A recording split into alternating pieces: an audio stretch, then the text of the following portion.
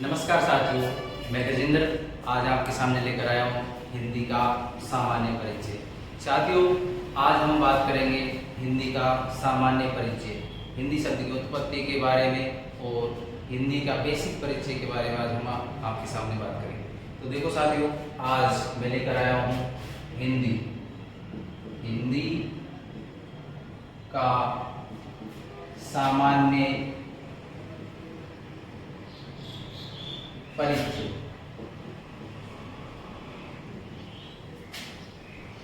तो आज का हमारा टॉपिक है साथियों हिंदी का सामान्य परिचय। जैसा कि साथियों आज हम टॉपिक के बारे में बात कर रहे हैं हिंदी, तो हमारे पास सबसे पहला जो आज का पॉइंट है वह है हिंदी। तो जो हिंदी शब्द है, इस शब्द पर बात करते हैं। जैसा कि आप सबको पता है, आप कोई सा भी सब्जेक्ट ले लो, चाहे आप साइंस पढ़ लो, चाहे आप ज्योग्राफी पढ़ लो, चाहे आप हिस्ट्री पढ़ लो, उस शब्द की हमको, उस टॉपिक की, उस विषय की सबसे पहले हमको बेसिक इंट्रोडक्शन आना चाहिए।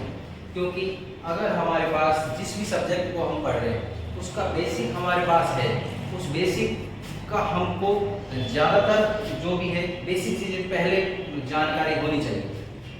तो आज हम बात करते हैं हिंदी शब्द की। तो हिंदी शब्द पे आज हम चर्चा करते हैं। हिंदी शब्द की उत्पत्ति कैसे हुई, हिंदी शब्द कैसे अपनी मेन रूप में आया, यानी कि हिंदी शब्द किस आधार पर हिंदी को हिंदी नाम पड़ा। तो साथियों बात है प्राचीन समय में एक नदी बहती थी, जिस नदी का नाम है सिंधु नदी। कौन सी नदी? सिंधु नदी। कौन सी नदी है साथियों? सिंधु नदी। उस सिंधु नदी के पास में, ये मान लो सिंधु नदी है, ये कौन सी नदी है? सिंधु नदी। इस नदी के पास में जो भी व्यक्ति, जो भी लोग निवास करते थे, उन लोगों के द्वारा वहां पर जिस भाषा का उच्चारण होता था, वो करते थे, वो जिस भाषा का उच्चारण करते थे उस भाषा के नाम पर हिंदी शब्द की उत्पत्ति होती है। ऐसा कहा जाता है कि जो सिंधु नदी है, उस सिंधु नदी के तट पर वहां पर उस समय ईरानी लोग क्या करते थे? निवास करते थे। सिंधु नदी के तट पर ईरानी लोग निवास करते थे और उन ईरानी लोगों की जो भाषा थी, उस भाषा का वो प्रयोग करते थे। उस भाषा को कहा जाता था पारसी भाषा। कौन सी भाषा कहा जाता था साथियों? पारसी भाषा। उनके द्वारा उस भाषा का वो प्रयोग करते थे। तो मैं कह सकता हूँ कि जो सिंधु नदी का तट है, वहां पर ईरानी लोग किस भाषा का प्रयोग करते थे? पारसी भाषा का। तो साथियों वो लोग उस समय कुछ वर्णों का उच्चारण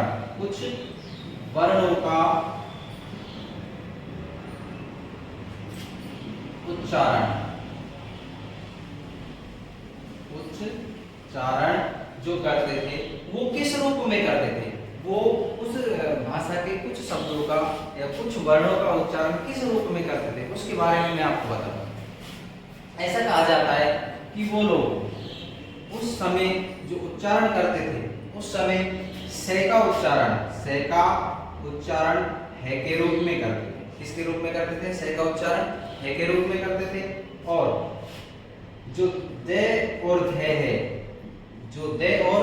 है, उनका उच्चारण वो करते थे दे के रूप में। किसके रूप में? दे के रूप में। किसके रूप में? दे के रूप में। और पे और फे का उच्चारण वो करते थे पे के रूप में।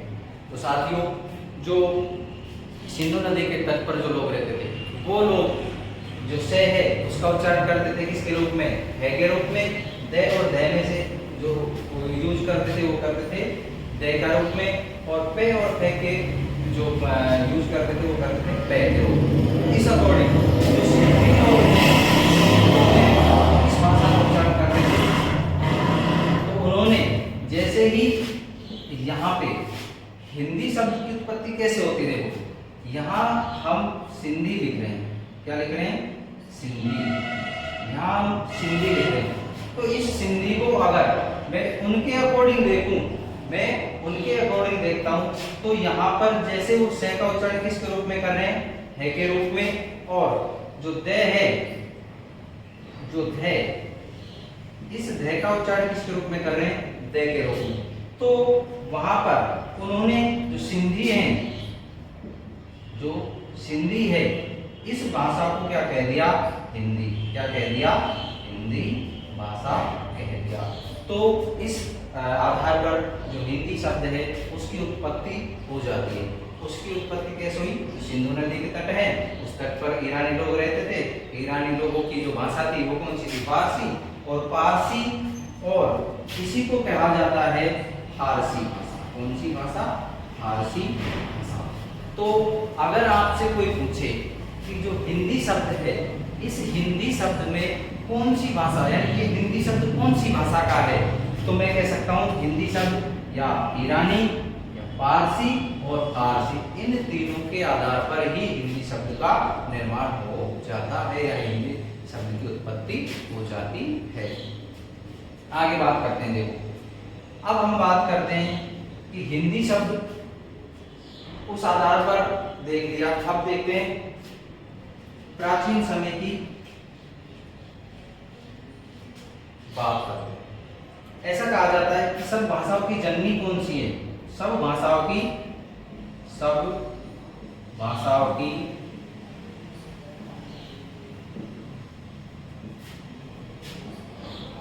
जननी जो है वो कौन सी है, संस्कृत। कौन सी भाषा है, संस्कृत भाषा। सभी भाषाओं की जननी किसको माना जाता है, संस्कृत भाषा को सब भाषाओं की जननी माना जाता है। तो ऐसा कहा जाता है एक आधार पर। सबसे पहले भाषा कौन सी थी, संस्कृत। कौन सी भाषा थी, संस्कृत।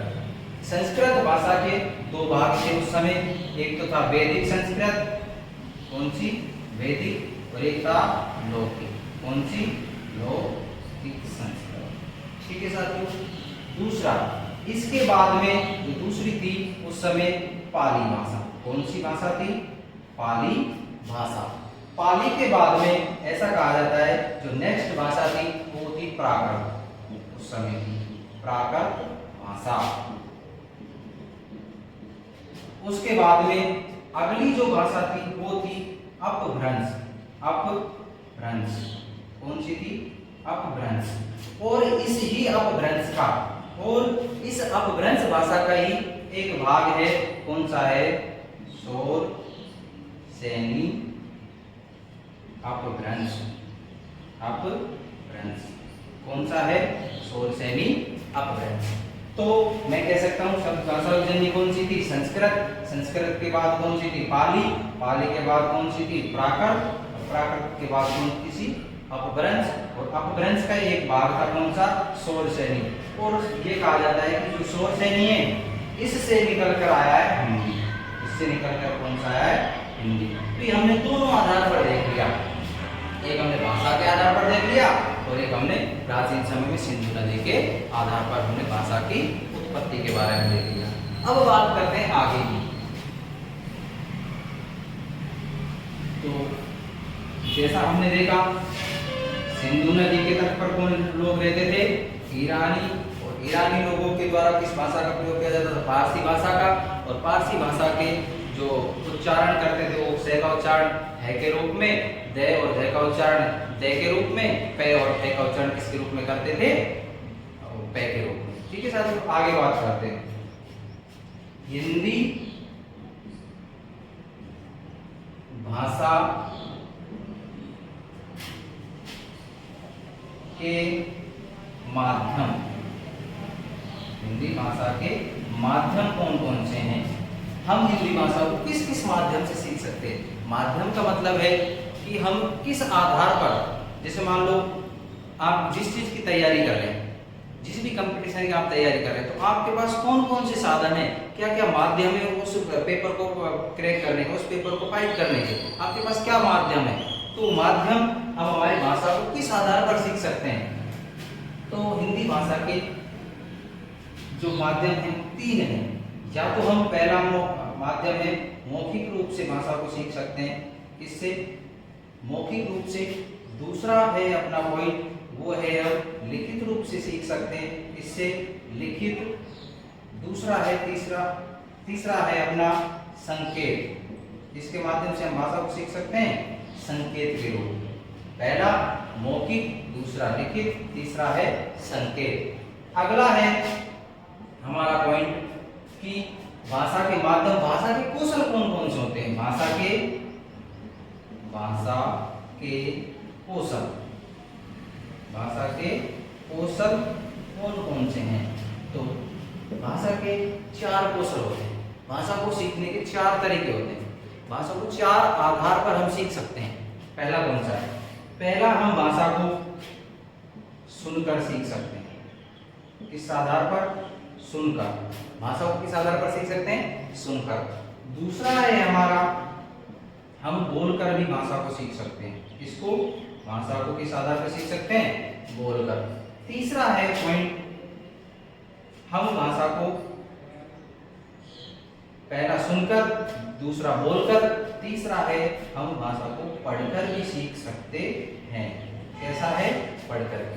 चौथा पॉइंट है हमारा, हम भाषा को लिखकर सीख सकते हैं। लिख कर हम भाषा को सीख सकते हैं। और अंग्रेजी में इसको कहते हैं लिसनिंग, स्पीकिंग, रीडिंग और राइटिंग। LSRW। तो हम भाषा के कौशल 4 होते हैं। सुनकर के भाषा को सीख सकते हैं, बोलकर के भाषा को सीख सकते हैं, अगला है पढ़कर के हम भाषा को सीख सकते हैं, और हम भाषा को लिख करके भी हम भाषा को सीख सकते हैं। तो साथियों, हमने बात करी हिंदी शब्द की, हिंदी भाषा के माध्यम की और हिंदी भाषा के कौशलों। तो ये माध्यम कितने हैं? 3। कितने माध्यम हैं? 3 माध्यम से, मौखिक से, लिखित माध्यम से और सांकेतिक माध्यम से भाषा को सीख सकते हैं। कौशल कितने हमारे पास? 4 हैं। या पहला हम सुन करके सीख सकते हैं, दूसरा हम बोल करके सीख सकते हैं, तीसरा हम क्या है? पढ़ करके सीख सकते हैं, और चौथा क्या है? हम लिख करके सीख सकते हैं। अब बात करते हैं दूसरा, हम बार बार भाषा का यूज कर रहे हैं, भाषा के बारे में बार बार बात कर रहे हैं। तो हम सबसे पहले हम देखते हैं भाषा क्या होती है, भाषा किसे कहते हैं, भाषा किसे कहते हैं। अगला हम बात करते हैं भाषा के ऊपर। इसके ऊपर, भाषा के ऊपर देखो साथियों, बात करते हैं भाषा क्या होती है। भाषा देखो, भाषा जो है वो संस्कृत की एक धातु है भास। कौन सी धातु है? भास धातु। क्या है? भास धातु। और इस धातु को हिंदी में कहा जाता है क्रिया। तो क्रिया क्या है? किसी भी कार्य को करने का तरीका। किसी भी कार्य को करने का तरीका क्या कहलाता है? क्रिया। और जो भाषा है वो किससे निकली है? भास धातु से। और भास का अर्थ क्या है? प्रकट करना। क्या है? प्रकट करना। क्या है? प्रकट करना। अब प्रकट किनको कर रहे हैं हम? हमारे विचारों को। किनको कर रहे हैं? विचारों को प्रकट कर रहे हैं। देखो दोबारा देखते हैं, भाषा किससे निकली है? भास धातु से। धातु किसमें है? संस्कृत में। हिंदी में क्या कहा जाता है? क्रिया। और क्रिया क्या है? किसी भी कार्य को करने का तरीका। दूसरा है भाषा जो है उसकी जो भास धातु है उसका अर्थ क्या है? अर्थ क्या है इसका? तो अर्थ क्या है? प्रकट करना। और प्रकट करने को कर रहे हैं? विचारों को प्रकट करना। अब परिभाषा बन जाती है सीधी सी। जो भाषा है उसकी परिभाषा क्या बन जाती है? परिभाषा क्या बनती है? देखो, व्यक्ति के द्वारा, इसके व्यक्ति के द्वारा अपने, व्यक्ति के द्वारा अपने भावों एवं विचारों का आदान प्रदान करना ही भाषा कहलाती है, कहलाती है। भाषा की परिभाषा हो जाती है कि व्यक्ति के द्वारा अपने भावों एवं विचारों को, उसके हृदय के अंदर जो विचार, जो भाव वो उत्पन्न हो रहे हैं, जो भाव और विचार उत्पन्न हो रहे हैं, उनको वो जिसके माध्यम से आदान प्रदान करता है, एक व्यक्ति से दूसरे व्यक्ति तक पहुंचाता है, उसी का नाम क्या है? भाषा है। उसी का नाम क्या है? भाषा। अब देखो, व्यक्ति में और जानवर में जो अंतर है, जो अंतर होता है वो किसके माध्यम से है? भाषा के माध्यम से। अगर व्यक्ति और जानवर में जो अंतर होता है वो मात्र भाषा से ही है। आपने भी देखा होगा, अगर व्यक्ति के अंदर भाषा ना हो, वो अपने विचारों को प्रकट ना कर पाए, तो उसमें और जानवर में, पशुओं में क्या अंतर है? कुछ अंतर नहीं है। तो जो अंतर है वो किसका है? भाषा का। तो व्यक्ति अपने भावों एवं विचारों का आदान प्रदान किसके माध्यम से करता है? भाषा के माध्यम से करता है। भाषा क्या है? भाषा जो संस्कृत की धातु है भाष, उससे है, और धातु का क्या होता है? क्रिया। भाष का क्या है? प्रकट करना, किनका? विचारों का प्रकट करना। और परिभाषा क्या हो जाती है? व्यक्ति के द्वारा अपने भाव एवं विचारों का आदान प्रदान करना ही क्या कहलाता है? भाषा कहलाती है। अब ऐसा कहा जाता है, अगला है हमारा कि भाषा के बाद में अगला पॉइंट आता है लिपि किसे कहते हैं? लिपि किसे कहते हैं? अगली बात करते हैं हम लिपि पर।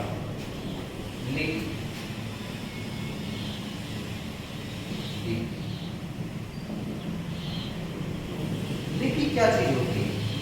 देखो, कोई भी चीज हो, कोई भी वस्तु हो, चाहे किसी भी चीज का हम निर्माण करें तो उसके प्रतीक होते हैं हमारे पास। जैसे मान लो, मैं आपके सामने उदाहरण देता हूं, ये प्लस का चिन्ह है। अगर ये किसी बाइक पर या किसी कार पर या किसी अन्य जगह आपको संकेत रूप में, किस रूप में?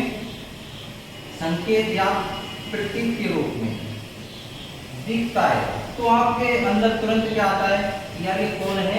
ये एक डॉक्टर है। ये क्या है? एक डॉक्टर है।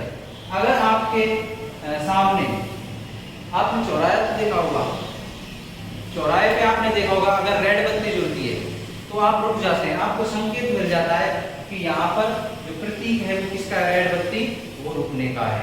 जैसे ग्रीन बत्ती होती है, हम समझ जाते हैं कि हमको अब आगे बढ़ना चाहिए, क्योंकि वहां पर क्या दे रखा है? हमको प्रतीक। वो लिपि का क्या है? देखो,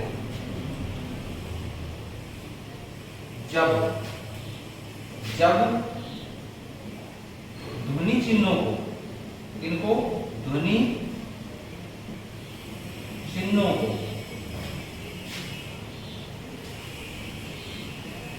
व्यवस्थित व क्रमबद्ध कर दिया जाता है, या उन्हें प्रतीक के रूप में समाहित कर दिया जाता है, समाहित कर दिया जाता है, तो उसे लिपि कहते हैं। लिपि कहते हैं। क्या कहते हैं? उसे लिपि कहते हैं। जैसे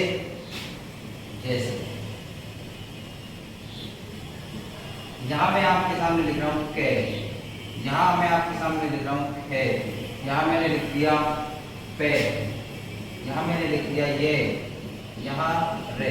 तो ये सब क्या है? ये प्रतीक है। ये क्या है? एक लिपि है। और हमारी जो हिंदी की जो लिपि है, हिंदी जो भाषा है, इस भाषा की जो लिपि है वो कौन सी है? देवनागरी। कौन सी है? देवनागरी इसकी लिपि है। तो साथियों, आज हमने हिंदी का बेसिक इंट्रोडक्शन पढ़ा, जिसमें हमने हिंदी शब्द की उत्पत्ति के बारे में बात करा, हिंदी शब्द के बाद में हमने हिंदी के कौशलों के बारे में बात करा, और हमने लिपि के बारे में बात करा। तो साथियों, नेक्स्ट वीडियो में हम आपको आगे की बात जो हिंदी है उसके बारे में बात करते हैं, आगे की लेकर के आएंगे। तो साथियों, इस वीडियो को ज़्यादा से ज़्यादा सपोर्ट करें और हमारे साथ जुड़े निःशुल्क बैठें।